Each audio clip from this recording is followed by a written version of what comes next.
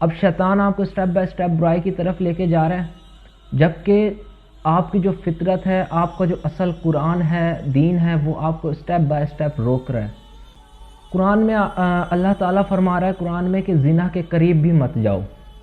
پھر اس کی وضاحت آتی ہے کہ زنا آنکھ سے شروع ہوتا ہے، جبکہ شیطان ہمیں یہاں پر کیا پٹی پڑھاتا ہے، جی دیکھیں ہماری مجبوری ہے، ہم نے آگے پڑھنا بھی، پڑھائی بھی کرنی ہے، تو ان کے بغیر ہم کیسے پڑھائی کر پائیں گے، وہ زیادہ پڑھتے ہیں، ہم کم پڑھتے ہیں۔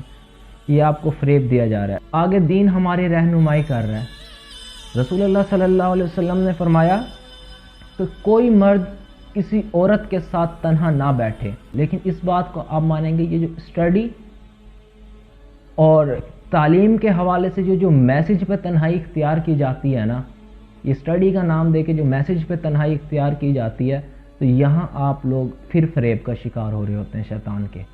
آپ یہاں بھی فریب کا شکار ہو گئے۔ پھر قرآن آپ کو روک رہا ہے۔ قرآن میں اللہ کہتا ہے کہ شیطان تمہیں فقیری سے ڈراتا ہے اور فحاشی کا حکم دیتا ہے۔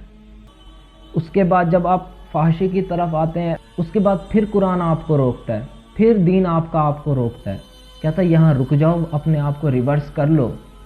نبی کریم صلی اللہ علیہ وسلم نے فرمایا دیکھو شیطان نامحرم کو تمہارے سامنے خوبصورت کر کے پیش کرے گا، لیکن ہم نے یہاں بھی آزاد خیالی کا نام دے دیا اس کو، میوچل انڈرسٹینڈنگ کا نام دے دیا اس کو۔